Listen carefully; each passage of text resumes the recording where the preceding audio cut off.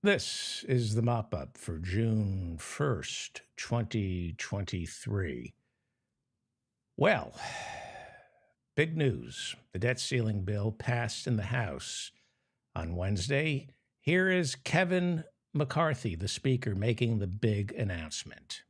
Not only did we give you the greatest savings in American history, there's going to be people who are on welfare today that will no longer be on welfare. Yay, we threw people off welfare. They're going to end up homeless and not be able to feed their children. Yay! Actually, the truth is he threw people off food stamps, but that sounds too cruel. So he said welfare, which is a much better racially tinged word that satisfies the bloodlust of his Republican constituents. By a vote of 314 to 177, the Republican-controlled House passed the new debt ceiling bill on Wednesday night, which means the American government will not default. It never was going to. After weeks of posturing and bickering, Speaker Kevin McCarthy stared into the abyss, saw the Freedom Caucus, a rabid band of insurrectionist hyenas who came to Washington to destroy it, and he blinked. Kevin McCarthy blinked, he caved, and while he saved the full faith and credit of the United States, he ended up negotiating away his speakership. And Wednesday night, he handed Joe Biden a victory that, short of a health scare, seals Joe Biden's reelection. There will be no more talk of debt ceilings until after 2025. That's part of the new bill. Now, all that's left until Election Day is Republicans squabbling, infighting over who will be the next speaker, and, of course, who will be the next Republican nominee for president. It will get ugly, and eventually the Republicans will rally around a presidential candidate, not a speaker, though. They will not rally around their speaker. We're going to go through a lot of speakers before 2025, and the American people are going to lose faith in the GOP. They're not going to think that the GOP knows how to govern because they don't. And while the race between President Biden and Trump or whomever, the race will be tight, Republicans will not win the presidency. They do not win the popular vote. They never do. And right now, the only viable Republican nominee is Trump, but he faces a series of trials. And while the American people love a good show, they no longer have to put Trump in the Oval Office to see a good show. You know, Trump can catch fire in our courtrooms, and that's just as entertaining. That's the problem for Trump right now, because in terms of giving the American people what they want to see, and let's not forget that's precisely what the Trump phenomenon is all about, giving the American people what they want to see. These Trump criminal trials, all this year and next, are going to be a far better show than another 4 years of Donald Trump sitting in the White House and destroying our country. Here is Kevin McCarthy before the vote on Wednesday, selling the bill to his caucus and the American people. Or what about work-capable adults without dependents? Well, there's no such thing as work-capable adults without dependents. He's bragging about how they're cutting food stamps for work-capable adults. There's no such thing as work-capable adults without dependents. We all have dependents. We're all interconnected. We all have a grandparent, a child out of wedlock, a sister, a friend who is dependent on us for financial assistance. And I know Kevin McCarthy and his Republicans like to imagine a utopia of hyper-individualistic Americans where everyone is completely atomized and doesn't worry about their friends or family. But there's no such thing as work-capable adults without dependents. We are all working, and if we're not working, we still have dependents.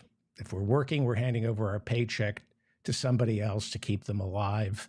And if we're not working, we're sharing our food stamps or our welfare with them. There's no such thing as a work-capable adult without dependents. They're going to get a job. No, they're not going to get a job. This is what he's talking about. He's talking about throwing people off food stamps. That's all he accomplished, is throwing some people off food stamps, and they're not going to get a job. This new bill throws people off food stamps if they're not homeless or veterans, and they're not going to get a job. You know why? Because they already have a job. People on food stamps have jobs. And by the way, food stamps is about $6 a day. You think people aren't working because they get $6 a day in food stamps? Gee, I can get $6 worth of free food. I'm not going to go to what do I need to work for? McCarthy, this new bill, the Republicans didn't cut welfare. They didn't cut Social Security, Medicaid, or Medicare. They threw some people off food stamps. Hey, you want to get people off food stamps, Kevin McCarthy, and you want to balance the budget at the same time? Raise the minimum wage. The minimum wage is $7.25, and it hasn't been raised since 2009. In real dollars, the minimum wage hasn't been raised since 1949. Raise the minimum wage. Then people won't need food stamps, you effing moron. Not only that, they'll pay taxes on their livable wage. That means more revenue comes into the Treasury, you moron. But that's not why Kevin McCarthy came to Washington. He came to Washington to starve the American people so they would accept slave wages. They're going to learn new skills. No, they're not. You just threw people off welfare. That's all you did. They're not going to learn new skills. You cut food stamps in this new bill. That's all you did, you liar.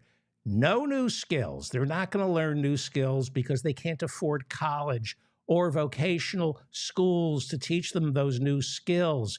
You know why they can't go to vocational schools? Because you've turned them all into diploma mills that cause veterans and poor people to go deeper and deeper into debt. No new schools. More debt. They're going to rack up debt, which will make your banker friends very happy.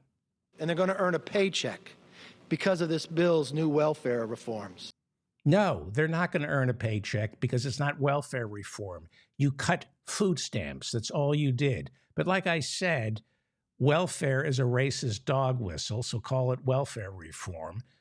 It's a racist dog whistle, even though per capita more white people are on welfare than black people. You cut food stamps, but you can't say that because it sounds so cruel. These reforms are going to change people's lives. Yes, they are. Yes, these reforms are going to change people's lives because not being able to buy food, it's life-altering. When you vote on this bill today, somebody's going to have a better job tomorrow because of your vote. Yeah, and that someone is former Speaker Kevin McCarthy, who's going to leave the House of Representatives and go get a much better job on K Street, cashing in on all those favors to the oil and gas lobbyists. Families will be stronger and more self-sufficient. People will be lifted out of poverty. Don't believe anyone who says our plan hurts America's social safety net. We are such a generous nation. Yes, we're such a generous nation. Yes, we are. America is such a generous nation. That's why we're the only industrialized country where Americans go bankrupt from medical debt or student loan debt. Such a generous nation. No, actually, we're a nation of pigs. Americans are pigs. Our federal government gives less per capita in foreign aid than most countries in Europe. We take in fewer refugees than most countries in Europe, even though we create the refugees with our war machine. We're such a generous nation that 5 families here in America own more wealth than the bottom 90%, and half the country can't come up with $1,000 for an emergency because the minimum wage is $7.25 an hour. And when people fall on tough times, we help them. Yes, when people fall on tough times, we help them. Just ask all the homeless people in your congressional district, Kevin McCarthy. Well, McCarthy couldn't sell the bill to his Republican caucus, but the Democrats stepped up and the bill was passed. Yeas are 314, the nays are 117. The bill is passed. the bill was passed, and I was trying to remember whose toupee that is. Look at that toupee. Like I'm bad with names, but I'm great with toupees, and I couldn't remember that toupee. And then I remembered when Kevin McCarthy was trying to win the speakership, Matt Gaetz, the Florida congressman, Republican, voted present, and it was this toupee, Alabama Congress toupee, Mike Rogers, who lunged at Matt Gaetz for reneging on his promise to vote for Speaker McCarthy. Keep your eye on this toupee. It's Alabama Congress toupee, Mike Rogers, and watch his toupee lunge for Matt Gaetz. Keep your eye on the toupee.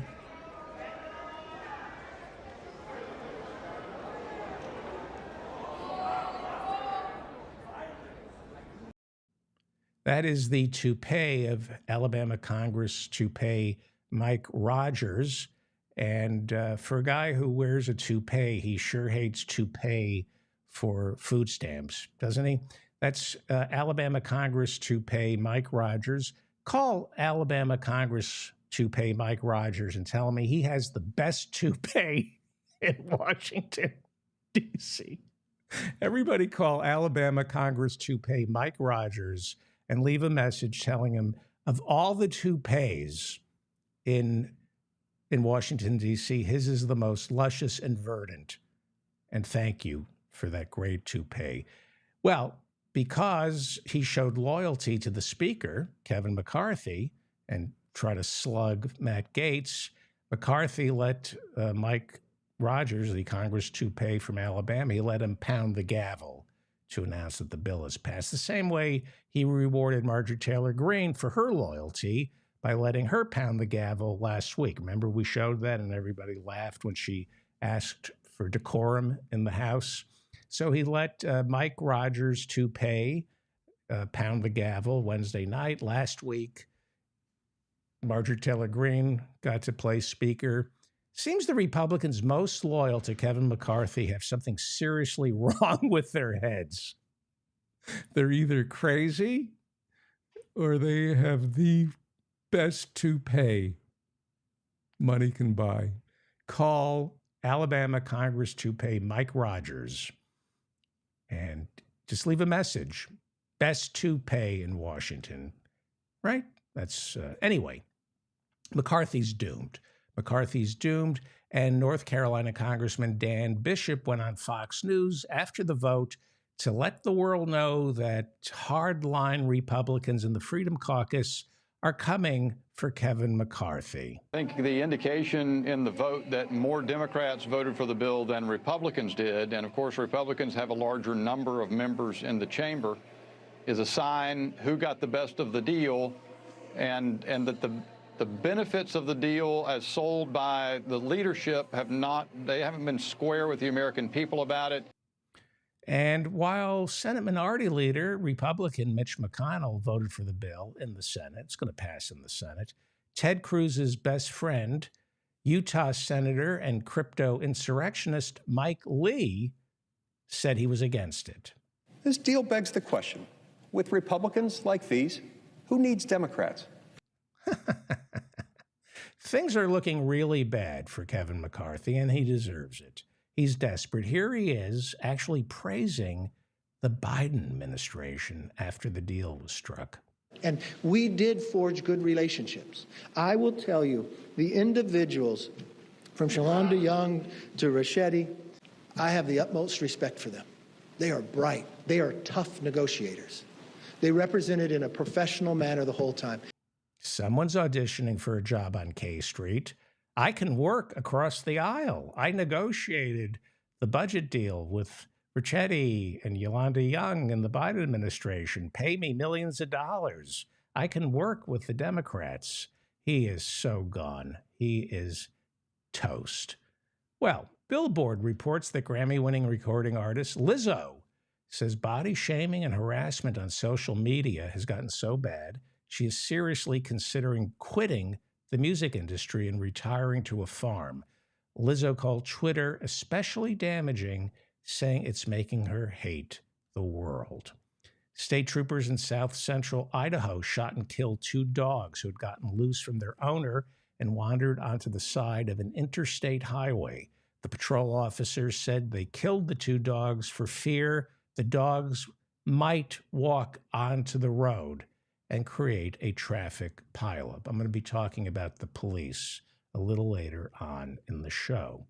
CNN is reporting tonight that the Justice Department has in its possession audio of Donald Trump back in July of 2021 at his Bedminster Country Club telling the authors of former Chief of Staff Mark Meadows' autobiography that he took from the White House classified Pentagon material that warned of a possible military strike from Iran.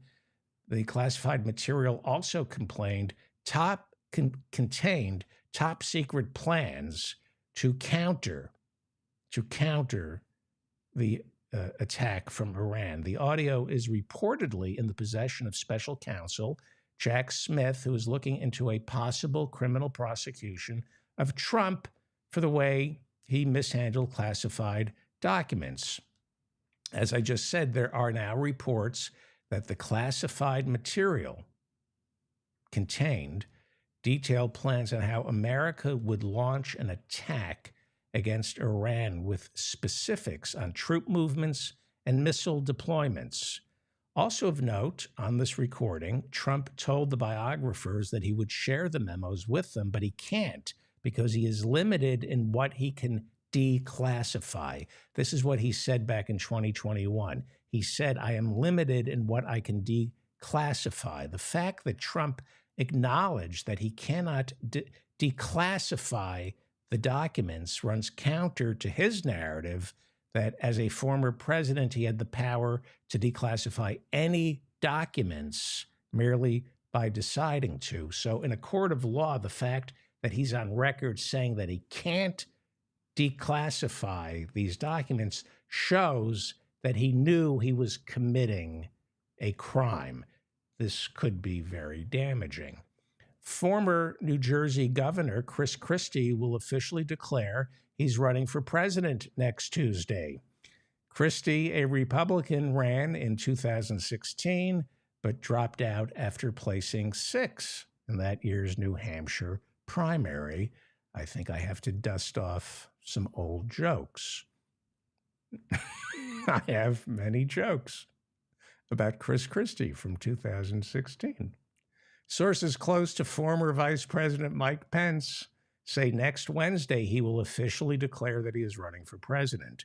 Pence is scheduled to make the announcement hours before his scheduled town hall on CNN. Pence is way down in the polls, trailing Trump and DeSantis, but he reportedly believes his strong religious faith could put him over the top in Iowa, which, because it's the very first Republican caucus, could then catapult him into the lead.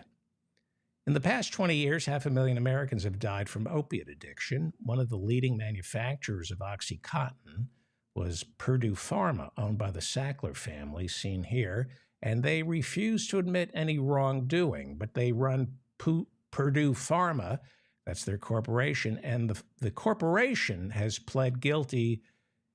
They pled guilty to tricking doctors into overprescribing their drug. Well, on Tuesday, the Sackler family agreed to pay $6 billion into a trust reserved for victims of opiate abuse, as well as hospitals and states who are all suing Purdue Pharma for aggressively marketing opiates to doctors and patients. The Sackler name was plastered over museum wings and university buildings, but a growing number of institutions like the Metropolitan Museum of Art and the Guggenheim here in New York, as well as London's Tate Museum, the Jewish Museum in Berlin, and Tufts University in Boston have all decided to wipe the Sackler name off their walls. Latvia on Wednesday became the first country in the world to have an openly gay president. Latvia's ex-foreign minister Edgars Rinkevics was chosen by the nation's parliament to serve as president. Rinkevics came out back in 2014. Latvia has yet to legalize same-sex marriage as well as same-sex adoptions. It's been 3 years since Minneapolis police officer Derek Chauvin murdered George Floyd, resulting in marches all around America and the world protesting the treatment of blacks by police. After a 2-week tour of the United States, Juan Mendez, former UN Special Rapporteur on Torture, said the United States has failed to address the systematic violence committed by police against black people. It's part of a special 15-day UN investigation into human rights abuses here in the United States. Mendez visited Washington, Atlanta, Los Angeles, Chicago, Minneapolis, and New York. In his report to the United Nations, Mendez says he saw evidence of a militarized police using excessive force disproportionately on people of color. The new UN report concludes law enforcement in America has left the black community exhausted, use the word exhausted, from excessive policing, with American police officers facing little to no accountability. That's from the UN. The Guardian reports that more Americans took to the streets after the murder of George Floyd back in 2020 than any time since the 1960s, with more than 26 million people protesting police brutality. The Guardian goes on to report that 19 major metropolitan cities will now have to pay out an unprecedented $80 million in damages to protesters who were injured by police during the protests. The Guardians say that number will blow way past $80 million as more settlements from the 2020 protests are reached. In most of these cities, it's the largest amount of money ever paid out for police brutality. Here in New York City, police paid a record number of $121 million to settle police misconduct complaints in 2022 alone. That's up from $81 million in 2021. In the past decade, New York City police misconduct has cost New York City taxpayers more than $1 billion in out-of-court settlements. So you want to defund the police? Get rid of qualified immunity and make the cops pay instead of the taxpayers. I wonder how many Republicans would say they back the blue if they knew how expensive that was. 2 years after the George Floyd protests here in New York, a civilian review board here in New York City recommended disciplinary measures for 267 police officers who were caught on tape assaulting Black Lives Matter protesters. New York City cops were caught on tape driving their cars, their patrol cars, into protesters. They were caught on tape clubbing them over the head and firing projectiles unnecessarily.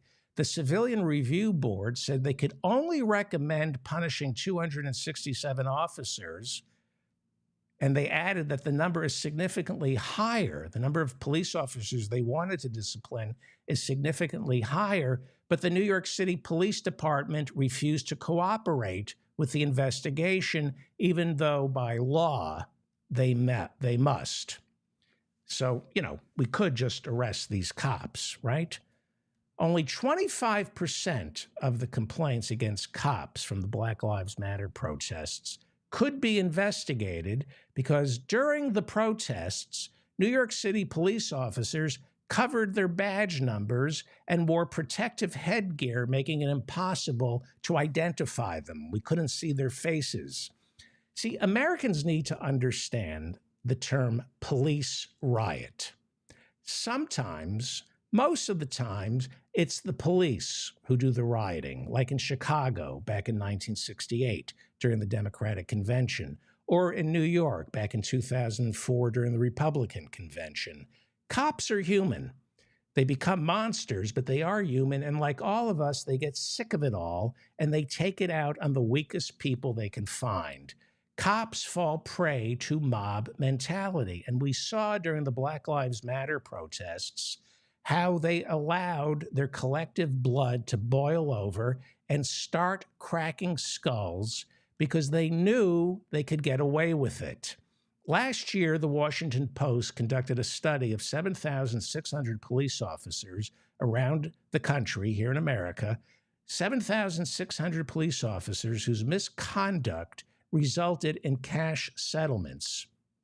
The Washington Post, collected data on nearly 40,000 payments at 25 of the nation's largest police and sheriff departments within the past decade. And they concluded that in these big cities alone, police brutality cost taxpayers more than $3.2 billion in settlement claims. That's just the 25 largest police departments, and it doesn't include any settlements below $1,000. All of this is background for a trial that you should be paying attention to that's going on in a New York City federal court. It began this week, and it involves the never talked about laminated courtesy cards handed out by New York City police officers to friends and relatives, handed to friends and relatives for them to flash whenever they run into trouble with the law.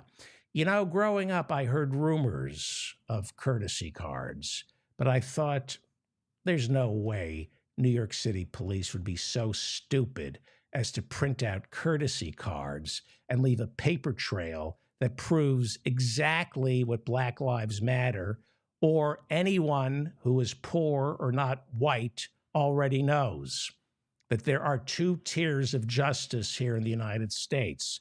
One for the rich, well, one for the white and rich and the connected, and one for everyone else. New York City police officers, you'll be following this trial here in New York City. This is a police officer from Staten Island. His name is Matthew Bianchi, and he is suing the city of New York, claiming he was demoted and suffered emotional and financial distress for writing traffic tickets to drivers after they flashed their laminated courtesy cards. Bianchi, stationed in Staten Island, told the Associated Press this week that it's an unwritten rule not to hand out tickets to anyone who flashes a courtesy card, because a courtesy card means they're friends or relatives with current or retired members of the police force. Officer Bianchi said he was reprimanded for handing out tickets to relatives of officers, with his superiors reviewing body cam footage to determine whether he had been rude to their friends. The New York City Police Benevolence Society, that's one of the largest unions for New York City police, the New York City Police Benevolence Society told the Associated Press that, yes, we don't like to talk about it, but these laminated courtesy cards do exist. Officer Bianchi, who's part of this trial, said many of these courtesy cards ended up on eBay or were sold to people who had absolutely no connection whatsoever to the New York City police. And everybody knew that, he said, but it didn't stop his union from giving him stacks of laminated courtesy cards each year to hand out to his friends and family as some sort of union perk, as a perk for being a cop. You get to be a big shot. Just flash this card and they won't bust you for marijuana or running a red.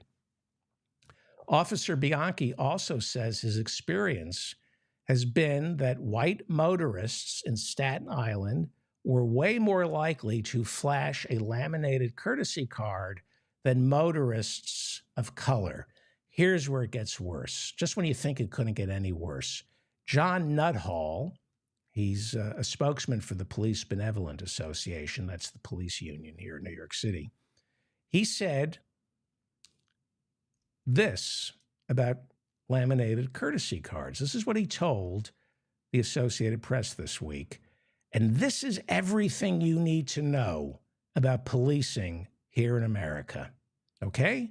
This is from the spokesman for the police union. This is what he said about laminated courtesy cards. Quote, and this is everything you need to know about policing here in the United States. Listen up, white people. This is what he said. Quote, "The law and NYPD policies afford police officers discretion in taking enforcement action. Each police officer determines how to exercise that discretion based on the specifics of each case." Let me read this again, because this is everything you need to know about policing here in the United States. This is what a spokesman for the police union said about courtesy cards. Okay? Quote, "The law and NYPD, New York Police Department policies, afford police officers discretion in taking enforcement action. Each police officer determines how to exercise that discretion based on the specifics of each case. There is prosecutorial discretion, where the DA decides who they're going to put on trial and who they're not.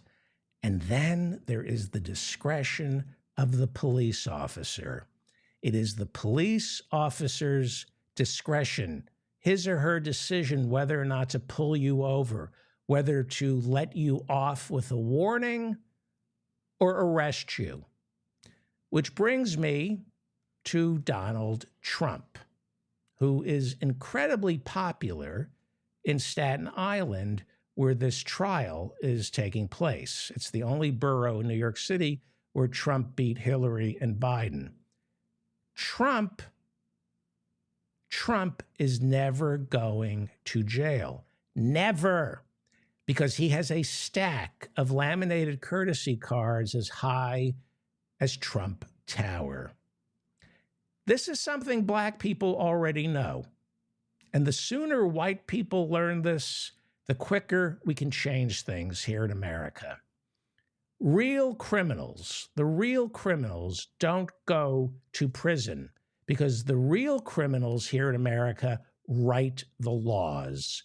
Our laws are written by bankers, hedge fund managers, landlords, billionaires, for-profit health insurance companies, and fossil fuel executives. That's why Jamie Dimon, this guy, this criminal, the head of J.P. Morgan Chase, Jamie Dimon, who should have gone to prison back in 2008 for crashing our economy by making illegal subprime loans. He should have gone to prison for running an international money laundering business for drug dealers and Russian oligarchs and helping out Jeffrey Epstein with the sex trafficking. Jamie Dimon is a criminal who writes the laws. So that's why there's talk right now that Jamie Dimon, instead of going to prison, might run for president. There's talk this week that J.P. Morgan Chase gangster Jamie Dimon is thinking of running for president. You cannot keep track of all the laws he has broken. And you can't keep count of all the regulators he's captured to make sure he never gets prosecuted. Our laws in Washington, our tax code, is written by criminals, billionaires like Jeff Bezos from Amazon or Howard Schultz from Starbucks, who violate the laws and then refuse to negotiate with unions. They write the laws, and if they don't like the laws that they can't write, they don't obey them. Howard Schultz, head of Starbucks, he's resigned, but Jeff Bezos, head of Amazon, these guys, their companies refuse to negotiate, to recognize the unions, the Starbucks unions, the Amazon unions, in direct violation of the National Labor Relations Board. They should be locked up. It's against the law not to recognize these unions. The city of San Francisco outlawed self-driving cars. They said they're too dangerous, but that doesn't stop Google, Uber, Tesla, Apple from testing their self-driving cars on the streets of San Francisco, causing accidents, even though the city of San Francisco has said, keep these off our streets, they're lethal. Now, these companies are testing their self-driving cars because they figured out a way to write a law in the state capitol that supersedes what the people of San Francisco want. There is a tendency among Trump supporters, white middle-class people, who think the police will protect them. That's because they're racist. And history shows that cops will more likely arrest and beat up or shoot or strangle or suffocate an innocent black man than they will a white person. And that, for some reason, makes low information voters who vote for Donald Trump, that makes them feel like cops are on their side. But trust me, the cops are not on anybody's side except the rich. If cops kept Trump voters safe, they wouldn't feel the need to own guns. The Republican voters, they think they like the cops, or in theory, they like the cops. They like the idea of cops. They like the idea of seeing hippies and black people and young people getting their skulls split open by a cop. They like the idea of that cop. But when it comes to the practicality of dealing with American cops, deep down inside, Trump voters hate the cops. We saw it on January 6th. But Republicans lack the vocabulary to articulate what they really think about law and order because they're fascists and they're confused. All they know is that they're scared, they're angry, they want somebody to protect them, and they know it's not the cops. They're afraid of the cops, so they show them respect, and once they start showing respect, they think they like the cops, but they don't like the cops. They don't trust the cops, which is why Trump supporters are stockpiling weapons and shooting anyone who knocks on their door. The Republican voter fears a police state. They fear an overly intrusive government, and yet their knee-jerk reaction is to back the blue, even though they know deep inside they can't trust the cops because they can't trust the government, and cops are the first point of contact your local government makes with its citizens. These people, these low information voters, are very confused when it comes to the cops. They're fascists who are afraid of law and order. They're sick. The people who vote for Trump are not only stupid, they're sick. Now, you can tell a lot about a city by the way the cops interact with the citizens, especially the poor citizens and the citizens of color. Cops in America have way too much discretion. Our jails and prisons are human rights nightmares where gangs, drugs, and rape are baked into the punishment. It takes a lot of courage to protest, especially with the discretion that's afforded the cops. All the evidence is in from the 2020 Black Lives Matter protests. Cops do not like to be challenged. Read the studies conducted by the Washington Post and the New York Times. The Black Lives Matter protests were all peaceful until the cops showed up. They were peaceful until the vigilantes, the white vigilantes like Kyle Rittenhouse, showed up with his AR-15s and was egged on by the police in Kenosha, Wisconsin. The Black Lives Matter protests were peaceful until the agent provocateurs showed up. Now, look, I have had many pleasant run-ins with the police because I look and sound like a lawyer. But I've also been arrested.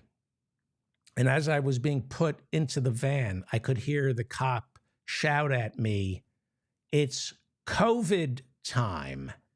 That's what the officer screamed at me as I was getting into the van. It's COVID time. And then I sat in a windowless cell with no ventilation, handcuffed, waiting hours to be read my Miranda rights. On a dark and deserted highway in the middle of the night here in America, when a cop pulls you over, you have no rights. You have no rights in jail or prison. Laws are just the lipstick on a decaying system that favors the rich and punishes the poor. Trust me on this. The worse income inequality gets here in America, the more terrifying police officers are going to become. Because when income inequality spirals out of control, what passes for law and order is really just glorified security guards protecting rich people's stuff. We need to get rid of the guns. We need to tax the billionaires out of existence, and we need to enforce our laws by arresting the real crooks, the bankers, the health insurance executives, the hedge fund managers who not only break laws, but they also destroy lives. And they get away with it because they own the police, the IRS, the Justice Department, and our courts.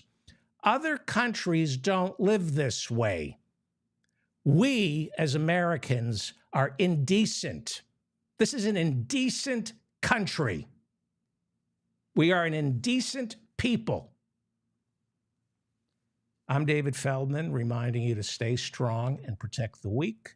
Please share this video with your friends who are police officers and your Republican friends. Please, if you enjoyed this, I don't know why you would, please like this video. Please leave a comment. As my listeners know, I respond to all the comments. I read all the comments. Office hours every Friday night at 8 p.m. Go to my website for the Zoom link. Please subscribe to my newsletter. Thank you to all the mods in the chat room here on YouTube for keeping the place civilized. I think that covers everything. I'm David Feldman, reminding you to stay strong and protect the weak.